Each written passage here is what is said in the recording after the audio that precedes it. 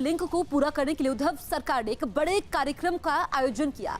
ये कार्यक्रम इस पुल का पहला गर्डर रखे जाने पर हुआ, लेकिन 2016 में जब महाराष्ट्र में देवेंद्र फडणवीस की सरकार थी तभी इसका पीएम के हाथों शिलान्यास किया गया था।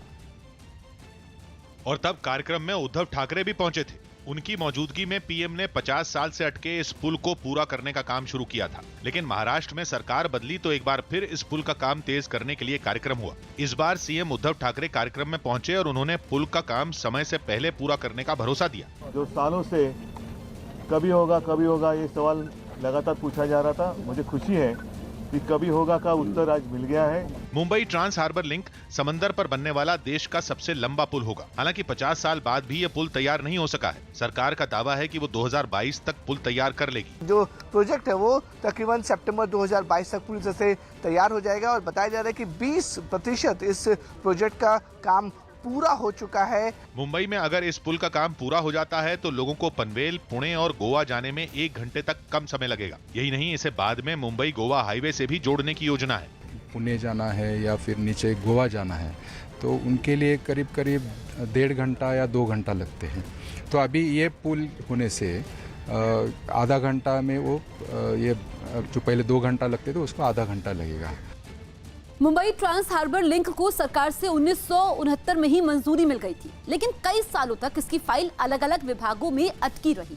2016 में इस पुल का काम 3 चरणों में बांटा गया, जिनमें पहले चरण में 10 किलोमीटर तक पुल बनाने का काम तेजी से चल रहा है। दूसरे चरण में 9 किलोमीटर और तीसरे चरण में 3 किलोमीटर पुल बनाने का काम अब भी काफी सुस्त है। सरकार के मुताबिक ये पुल 6 लेन का होगा, जिसकी कुल लंबाई 22 किलोमीटर होगी और ये मुंबई को नवी मुंबई से जोड़ेगी।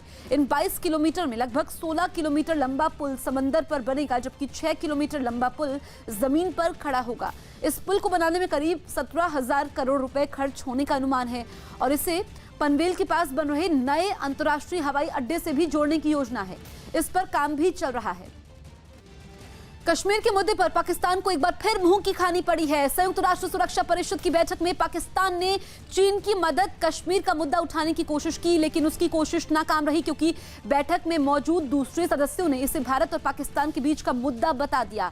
चीन ने बंद कमरे में हुई संयुक्त राष्ट्र सुरक्षा परिषद की एक बैठक के समय दूसरे मुद्दों के तहत कश्मीर पर चर्चा की मांग की थी, जिसे परिषद के बाकी सभी सदस्यों ने नकार दिया। संयुक्त राष्ट्र में भारत के राजदूत सैयद अकबरुद्दीन ने इसे भारत की बड़ी कामयाबी बताया है। The outcome of the consultations is on expected lines. We are happy that neither the alarmist scenario painted by the representatives of Pakistan nor any of the baseless allegations made repeatedly by various representatives of Pakistan in UN fora were found to be credible. Sandeep बोल हमारे सहयोगी phone line पर मौजूद है। संदीप, अंतर्राष्ट्रीय मंच पर पाकिस्तान को झटका लगा है। चीन को हथियार बनाकर पाकिस्तान ने मुद्दा उठाया था, लेकिन नाकामी हाथ लगी है।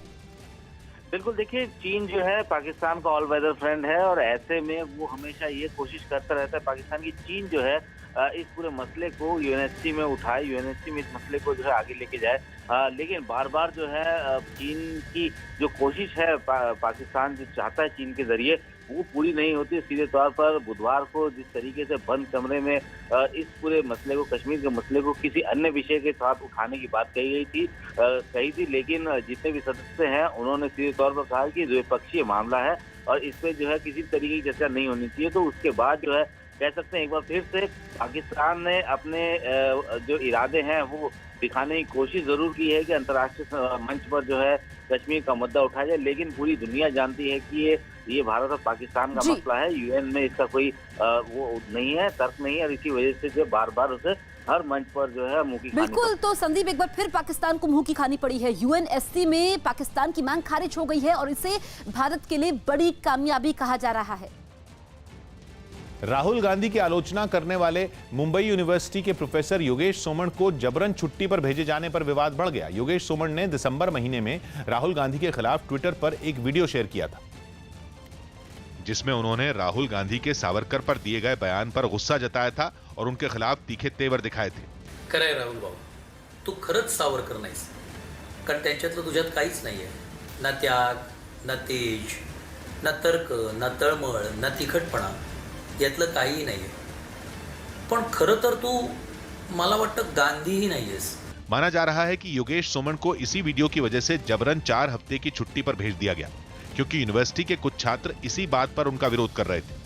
हालांकि वाइस चांसलर ने इस बारे में छात्रों को जो चिट्ठी लिखी उसमें योगेश सोमन के खिलाफ मिली कई शिकायतों का जिक्र किया गया, लेकिन बीजेपी से जुड़े छात्र संगठन एबीवीपी के कार्यकर्ताओं को इस बात पर यकीन नहीं है और उन्होंने इस पूरी कार्रवाई को राजनीतिक साजिश माना।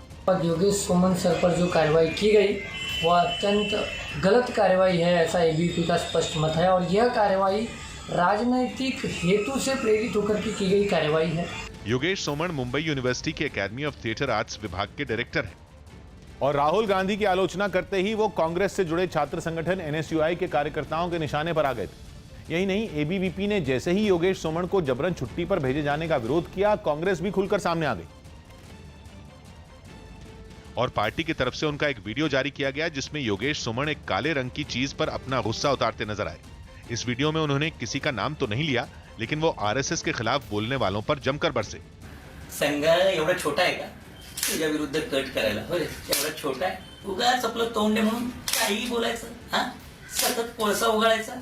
कांग्रेस की तरफ से वीडियो शेयर किए जाने के बाद पार्टी नेता सचिन सावंत ने एक ट्वीट किया जिसमें उन्होंने योगेश सोमन का कनेक्शन बीजेपी और आरएसएस से जोड़ दिया और उनकी नियुक्ति पर सवाल उठाया।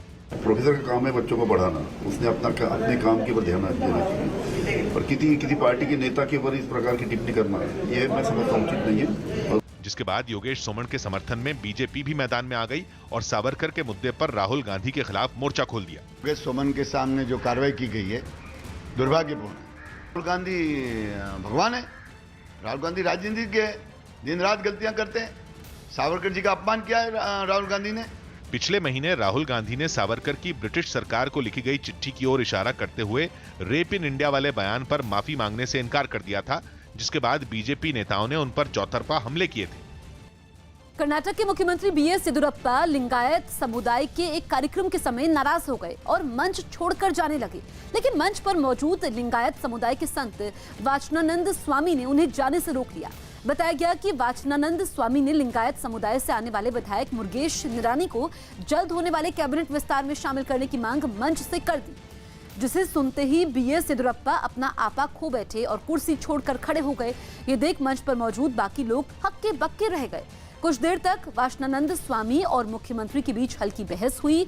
हालांकि स्वामी के कहने पर मुख्यमंत्री वापस अपनी कुर्सी पर बैठ गए, जिसके बाद मुख्यमंत्री ने अपने बगल में बैठे लोगों से संत वाचनानंद को रोकने के लिए हाथों से इशारा भी किया। तो यहाँ पर बीएस येदियुरप्पा अपना आपा खो बैठे। दरअसल संत वाचनानंद वहां पर मंच पर मौजूद थे और उसके बाद उन्होंने कैबिनेट में मंत्री बनाने की मांग की थी मंच से, जिसके बाद येदियुरप्पा अपना आपा खो बैठे।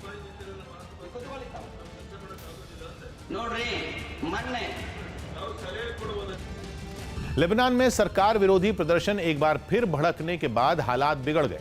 वहां महंगाई, रोजगार और भ्रष्टाचार जैसे मुद्दों पर लोग पिछले काफी दिनों से प्रदर्शन कर रहे थे और सरकार की नीतियों से गुस्साए लोग एक बार फिर राजधानी बेरूत की सड़कों पर उतर आए। नाराज प्रदर्शनकारियों ने वहां के केंद्रीय बैंक के बाहर जमकर हंगामा किया। कुछ प्रदर्शनकारी तो लोहे के खंभों से इमारत की कांच की दीवार तोड़ने लगे।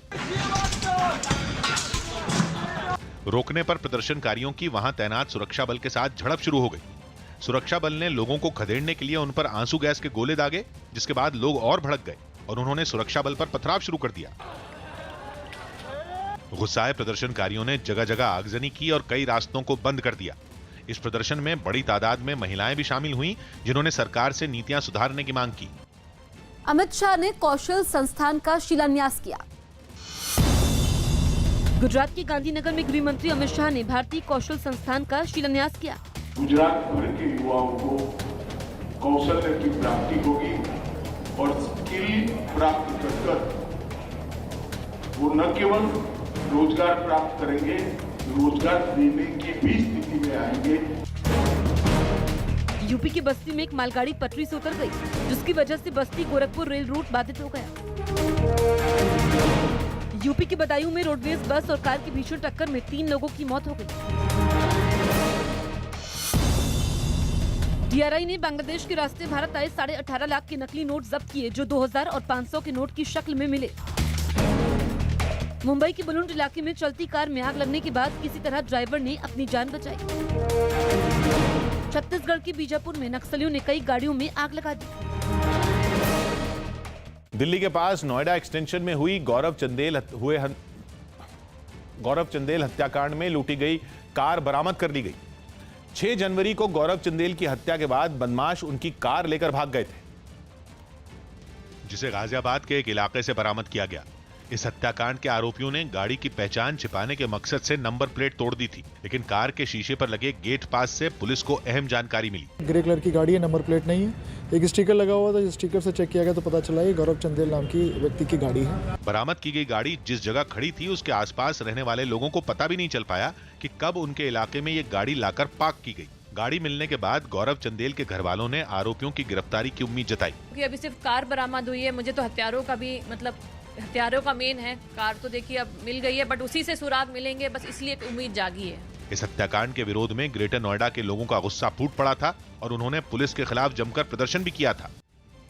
कांग्रेस नेता मणिशंकर अय्यर ने पाकिस्तान जाकर एनआरसी को लेकर मोदी सरकार पर गंभीर आरोप लगाए, जिसके बाद अपने देश का आंतरिक मामला पाकिस्तान में उठाने पर बीजेपी मणिशंकर अय्यर पर हमलावर हो गई।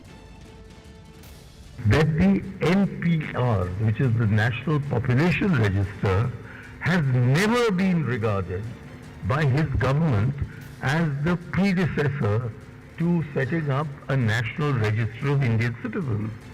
And it has been pointed out now by everybody that even in Parliament the Home Minister has said so. For instance, that have been given in Parliament by the Home Ministry that it is in fact a predecessor to that.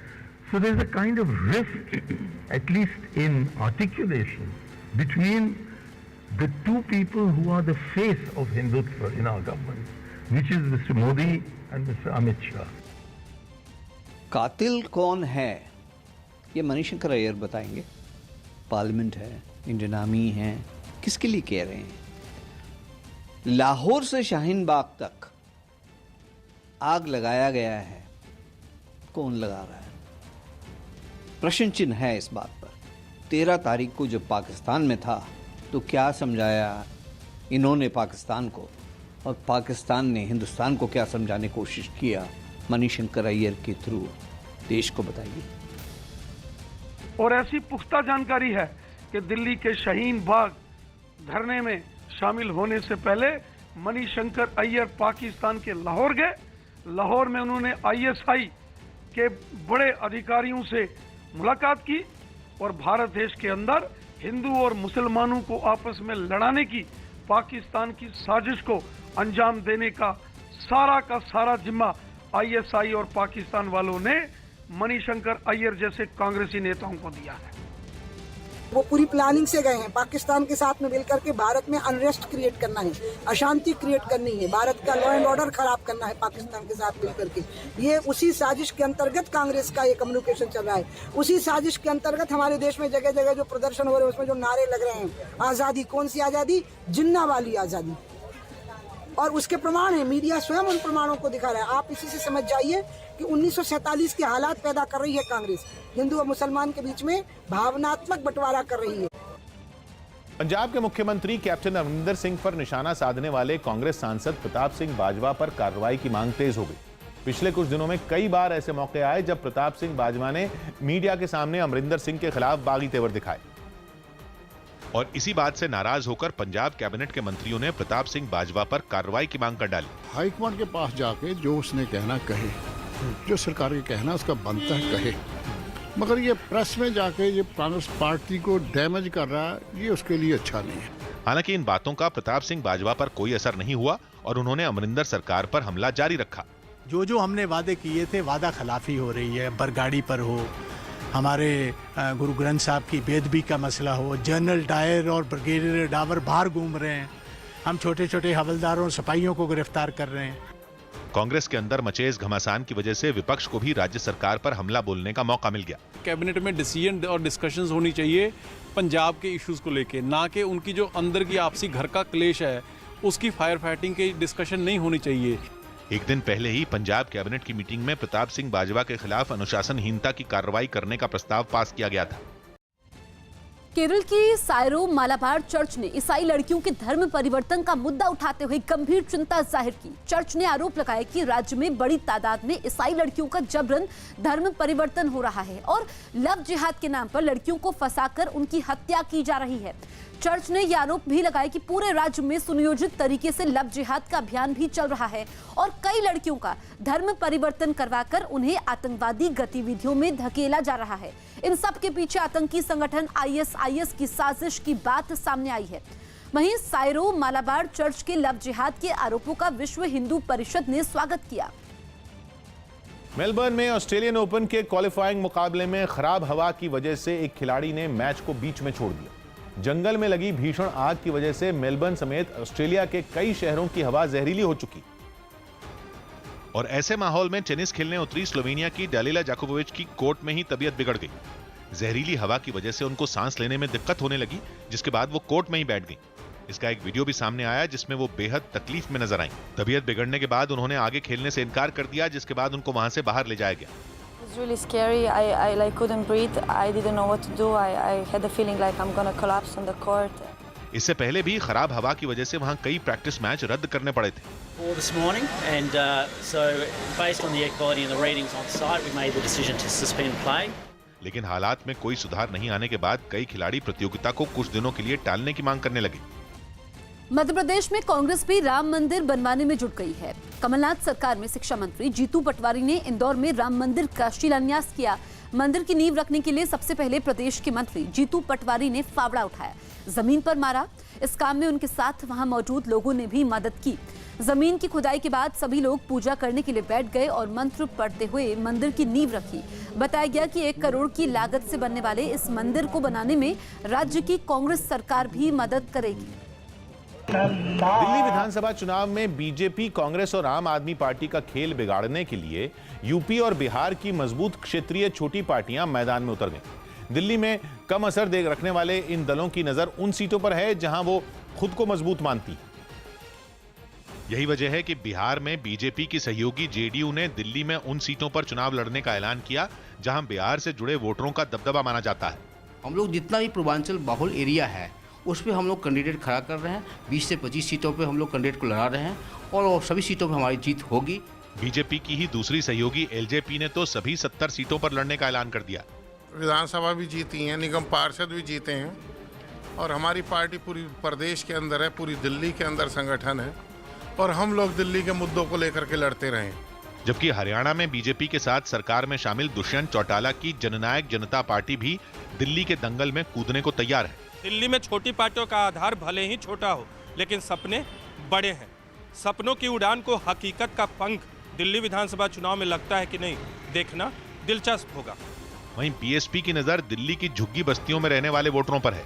Delhi के अंदर भी जहां 35 लाख लोग आज भी झुग्गी झोपड़ी में रहते हैं और 35 लाख लोगों का वोट तो ये लेना चाहते हैं, मगर उनको कोई सुविधा देना नहीं चाहते। और हमारा नारा है कि जहां झोपड़ा वहीं मकान, ये बीएसपी का पैगाम। जम्मू कश्मीर के काजीकुंड में भारी बर्फबारी की वजह से 10 दिन से गाड़ियां फंसी है। जहां देखा गया कि बर्फबारी के बीच ट्रकों की लंबी कतार दिखाई दी, अब तो वहां फंसे लोगों को खाने पीने से लेकर हर तरह की परेशानी से जूझना पड़ रहा है। हाईवे पर बर्फबारी की वजह से फिसलन होने की वजह से रोड को बंद किया गया। एहतियातन रोड को बंद किया गया, लेकिन वहां फंसे लोगों की परेशानी काफी बढ़ गई। अब तक हमको 7-8 दिन हो चुके सर, बर्फबारी पड़ रही है, बारिश हो रही है बहुत। हमको सर आर्मी वालों ने रास्ता रोक रखा है, गाड़ियाँ थोड़ा स्लिप कर रही हैं, इसकी वजह से हम जा नहीं सक रहे। और सर कहने का मतलब यह है कि थोड़ी प्रॉब्लम भी होती है, जैसे सुबह उठ के इधर वॉक वगैरह जाना पड़ता है, हम नहीं जा पाते, खाने में थोड़ी दिक्कत है। हमारे को यहाँ सारी प्रॉब्लम है जी, खाने पीने की, बाथरूम जाने की, नहाने धोने की। हम तो यहाँ खड़े खड़े वैसे भी परेशान हो रहे हैं, हमारा तो अगर पीछे बच्चे भी परेशान हो रहे। सेना दिवस के मौके पर आर्मी चीफ मनोज मुकुंद नरवणे ने नाम लिए बिना पाकिस्तान को कड़ी चेतावनी दी। साथ ही इस मौके पर उन्होंने जवानों की बहादुरी और जज्बे को सलाम किया और 72वें सेना दिवस की परेड की सलामी लेने के साथ वीर सैनिकों को सम्मानित भी किया। सेना दिवस के मौके पर कैप्टन तानिया शेरगिल ने पुरुषों की सभी टुकड़ियों की अगुवाई की और ऐसा करने वाली वो पहली महिला अधिकारी बन गई। परेड में सेना के जवानों की टुकड़ियों ने कदमताल करते हुए जनरल नरवणे को सलामी दी। इसके बाद मंच के पास से सेना के बैंड का दस्ता गुजरा, जिसका लोगों ने तालियां बजाकर स्वागत किया। इस मौके पर सेना प्रमुख ने 2 टूक शब्दों में आतंकियों को पनाह देने वाले पाकिस्तान को चेतावनी भी दी। आतंकवाद को बढ़ावा देने वाले देश के खिलाफ आतंक करने वालों को जवाब देने के लिए हमारे पास अनेक विकल्प हैं, जिनका इस्तेमाल करने में हम नहीं हिचकिचाएंगे। साथ ही उन्होंने जम्मू कश्मीर से आर्टिकल 370 को हटाए जाने को वहां के लोगों की भलाई के लिए उठाया गया कदम बताया। धारा 370 को हटाना एक ऐतिहासिक कदम है, जो जम्मू और कश्मीर को राष्ट्रीय मुख्य धारा में जोड़ने के लिए महत्वपूर्ण साबित होगा। लोकमत के एक कार्यक्रम में शिवसेना नेता संजय राउत ने अंडरवर्ल्ड से जुड़ी अपनी यादें साझा की। इस बीच उन्होंने महाराष्ट्र की राजनीति में अंडरवर्ल्ड के दखल और पूर्व पीएम इंदिरा गांधी की अंडरवर्ल्ड डॉन करीम लाला से मुलाकात का जिक्र किया। बरं का, छोटा शकील असेल, शरद शेट्टी होता, हे सगळे लोक ह्याच्या हातामध्ये मुंबई आणि आसपासचा भाग होता।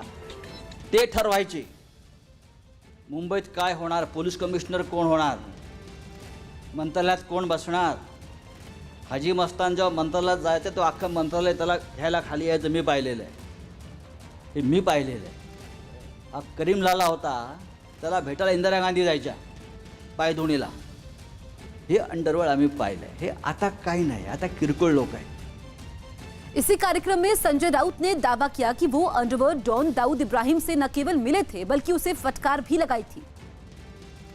दाऊद इब्राहिम पासून सगळ्यांचे फोटो सेशन गेलेले आहेत। दाऊद इब्राहिमला पाहिलेले, त्याच्याशी बोललेले फार कमी लोक देशामध्ये।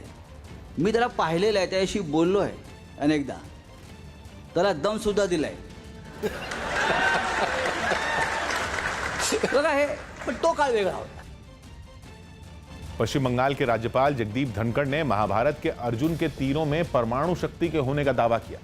एक दिन पहले राज्यपाल कोलकाता में विज्ञान मेले का उद्घाटन करने पहुंचे थे, जहां उन्होंने रामायण और महाभारत का जिक्र करते हुए उसी दौर में भारत के पास परमाणु हथियार होने का दावा कर दिया था। Plane was in 1910 or 11, but in our Ramayana we had Udan Khatola, we had those arrows of Arjun that had nuclear power. People there. राज्यपाल के इसी दावे पर जब विवाद बढ़ा तो उन्होंने विरोध करने वालों की समझ पर ही सवाल उठा दिया। Others have a different idea. All I can appeal to them is read history, read background, read our rich culture. वहीं कांग्रेस ने राज्यपाल जगदीप धनखड़ के बयान के बहाने बीजेपी पर तंज कसा। ये भाजपा वालों का ज्ञान चक्षु आजकल बहुत दूर तक देखता है। एक थे परख नली में सीता जी को पैदा कर रहे थे, जबकि बीजेपी ने गवर्नर के इस बयान पर नपीतुली प्रतिक्रिया दी। कोई भी कुछ बिलीव कर सकता है, मगर वो विज्ञान में सही है कि नहीं ये तो साइंटिस्ट ही बता पाएंगे। शिवपाल यादव ने एसपी में विलय की खबरों पर ब्रेक लगाया। यूपी के बाराबंकी में प्रगतिशील समाजवादी पार्टी के प्रमुख शिवपाल यादव ने एसपी में विलय की खबर को अफवाह बताते हुए गठबंधन की संभावना जताई। रविंद्र रैना एक बार फिर जम्मू कश्मीर बीजेपी के अध्यक्ष चुन लिए गए। जम्मू कश्मीर में आतंकवादियों के साथ पकड़े गए डीएसपी देवेंद्र सिंह से वीरता पुरस्कार वापस लिया जाएगा। यूपी के सीतापुर पहुंचे पूर्व सीएम अखिलेश यादव ने योगी सरकार पर हमला बोला। हमें कहते थे 5 मुख्यमंत्री हैं, याद है कि नहीं याद है आपको? और अब तो एक भी मुख्यमंत्री हमें नहीं दिखाई दे रहा। वकीलों पर बढ़े अपराध के खिलाफ बार काउंसिल के ऐलान के बाद आज यूपी में वकील हड़ताल पर रहेंगे। ईरान में यूक्रेन के प्लेन पर मिसाइल से हमले का वीडियो सामने आया, जिसमें 176 लोगों की जान गई थी। उत्तराखंड में 4 धाम देवस्थानम प्रबंधन विधेयक को राज्यपाल की मंजूरी मिल गई। राजभवन से मंजूरी मिलने के बाद चारों धामों समेत राज्य के 51 मंदिरों को संचालन और रखरखाव के लिए एक बोर्ड बनाने का रास्ता साफ हो गया।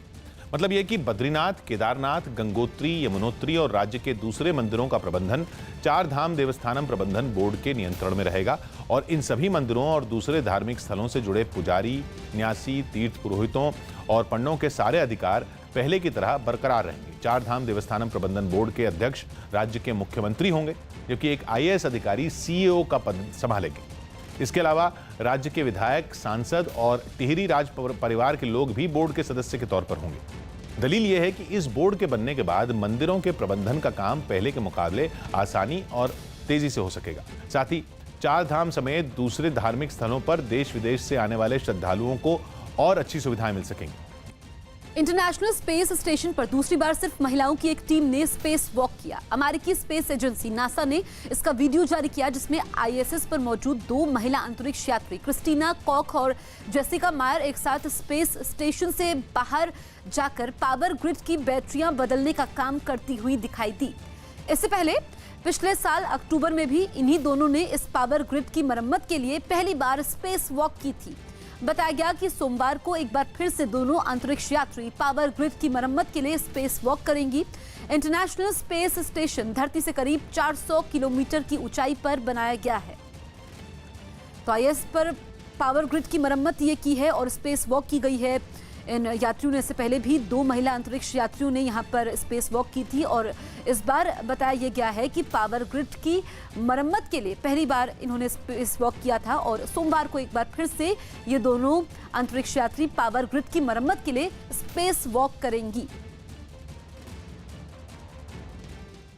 दिल्ली में सब्सिडी पर दिए गए गौतम गंभीर के बयान के बहाने आम आदमी पार्टी ने बीजेपी को घेरा। कुछ दिन पहले मनोज तिवारी ने दिल्ली में बीजेपी की सरकार बनने पर आम आदमी पार्टी से 5 गुना ज्यादा सब्सिडी देने का वादा किया था, लेकिन बीजेपी के कई नेताओं ने उनकी इस बात से किनारा कर लिया था। पार्टी के सांसद गौतम गंभीर भी उनमें एक और आम आदमी पार्टी ने इसी बात को मुद्दा बनाते हुए एक ट्वीट किया।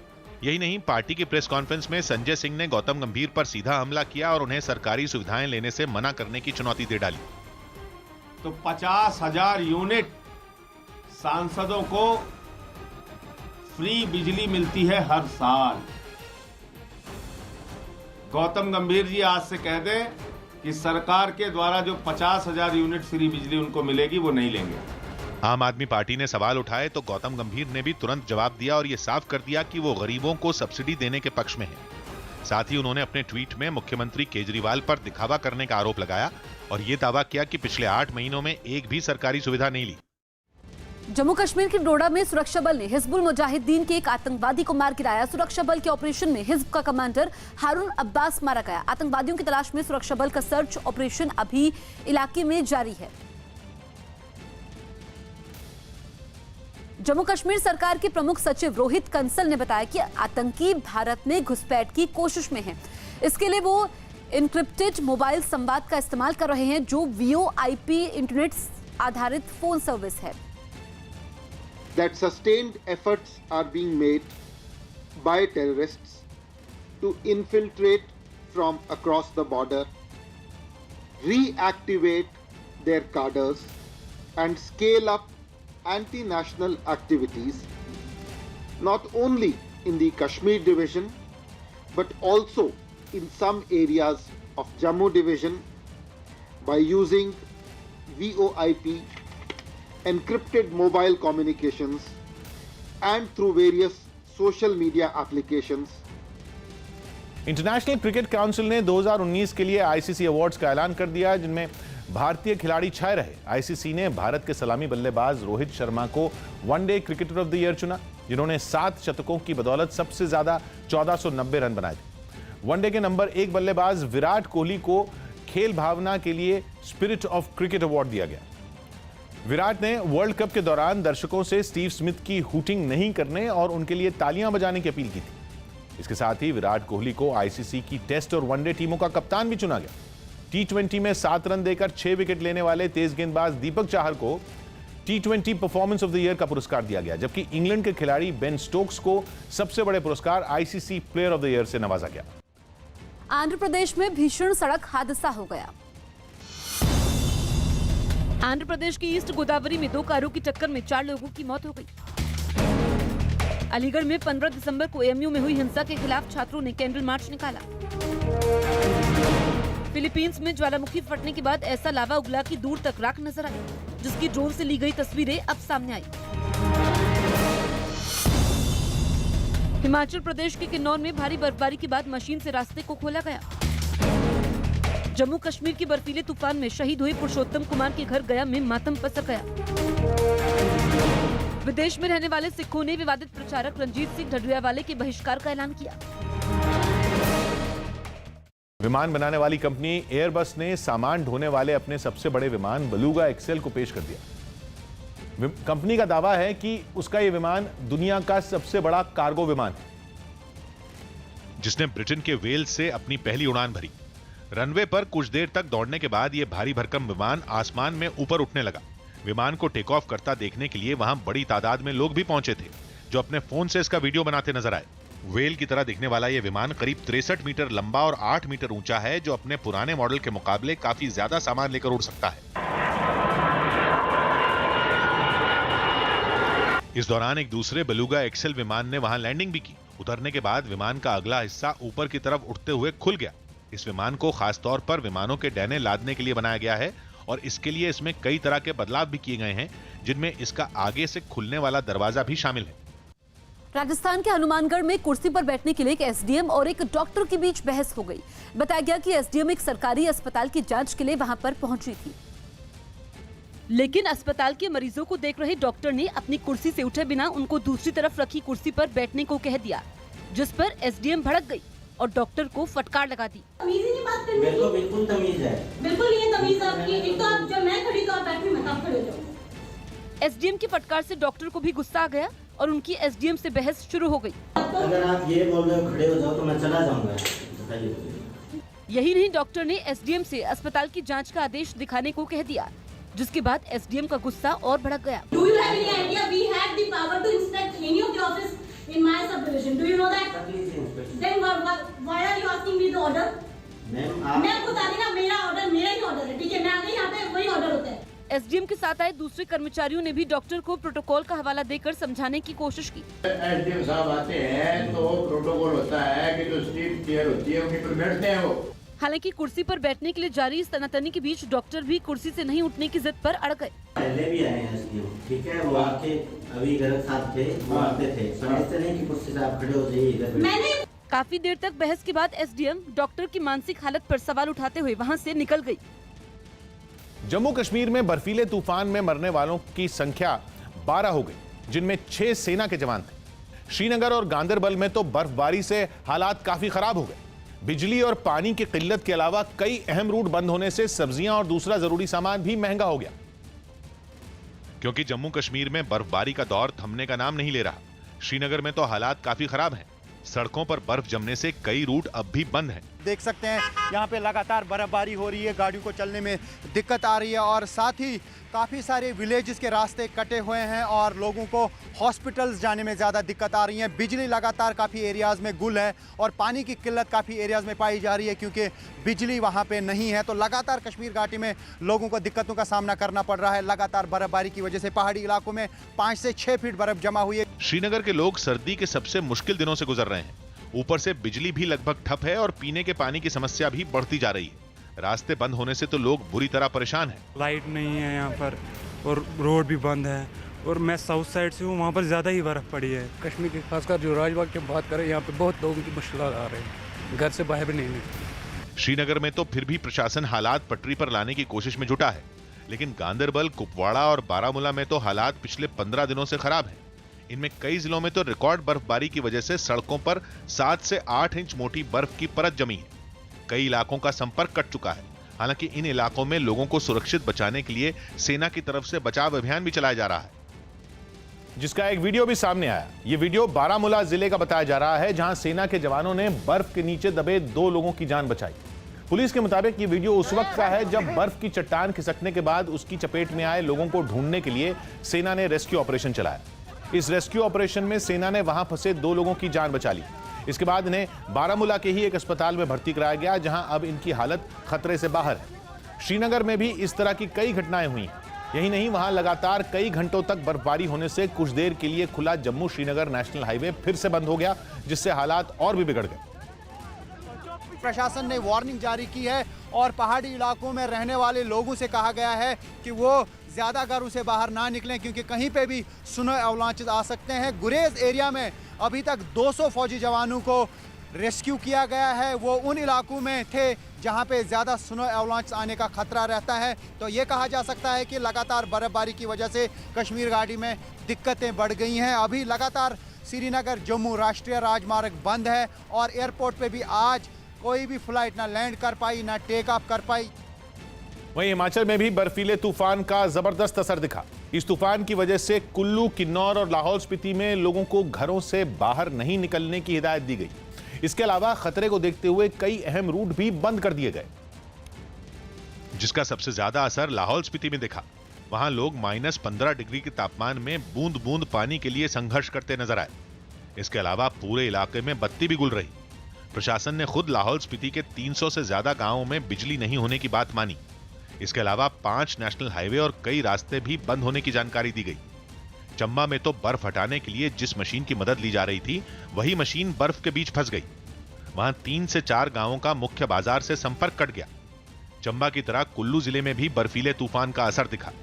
मनाली से सोलंग नाला के बीच जरूर रास्ता खोल दिया गया, लेकिन प्रशासन ने पर्यटकों से सावधान रहने की अपील की है। प्रज्ञा ठाकुर ने पतंग उड़ाई। भोपाल से बीजेपी सांसद प्रज्ञा ठाकुर ने मकर संक्रांति के मौके पर पतंग उड़ाई। ममता बनर्जी ने बताया कि 17 जनवरी को राष्ट्रीय जनसंख्या रजिस्टर पर दिल्ली में होने वाली बैठक में पश्चिम बंगाल शामिल नहीं होगा। यूपी के बरेली में पुलिस भर्ती के लिए करवाई गई दौड़ में कई लड़कियां बेहोश हो गईं। दिल्ली की जामिया की हिंसा के मामले में 20 आरोपियों का सुराग देने वाले को पुलिस की 10 से 25,000 रुपए इनाम देने की तैयारी है। गृह मंत्री अमित शाह आज बिहार के वैशाली जाएंगे, जहां वो CAA पर जनता को संदेश देंगे। यूपी के मिर्जापुर में मायावती की जन्मदिन का केक लेने के लिए लूट मच गई। कांग्रेस के नेता और पूर्व मंत्री मणिशंकर अय्यर ने एक बार फिर प्रधानमंत्री पर निशाना साधते हुए विवादास्पद बयान दे दिया। उन्होंने नागरिकता कानून का विरोध करते हुए पीएम को इशारों में कातिल तक बोल दिया। हालांकि मणिशंकर अय्यर ने इस बार प्रधानमंत्री का नाम नहीं लिया। उनका यह बयान तब आया जब वो दिल्ली के शाहीन बाग में 1 महीने से धरना दे रहे लोगों के समर्थन में पहुंचे थे, जिसे उन्होंने अपना निजी फैसला बताया। जो भी कुर्बानियां देनी हो उसमें मैं भी शामिल होने को तैयार हूँ। अब देखें कि किसके हाथ कौन किसका हाथ मजबूत है, हमारा या वो कातिल। ये है सवाल। अय्यर के बयान पर बीजेपी ने कड़ा ऐतराज जताते हुए कांग्रेस को चेतावनी दी। जब भी इन्होंने ऐसा गलत शब्द का प्रयोग किया है, देश की जनता ने उनको सबक सिखाई है। देश के प्रधानमंत्री जी को आप कातिल कह रहे हैं, लेकिन देश की जनता उनको राजनीतिक राजनीतिक अंत करने वाले महापुरुष के रूप में उनको देखती है। जबकि कांग्रेस नेता राशिद अलवी ने मणिशंकर अय्यर के बयान को सही बताया। मणिशंकर अय्यर का मतलब बिल्कुल साफ है, देखना है, उर्दू का मिसरा है, देखना है जोर कितना बाजुए कातिल में है। इसका ये मतलब हरगिज नहीं है कि कातिल किसी को कहा जा रहा है।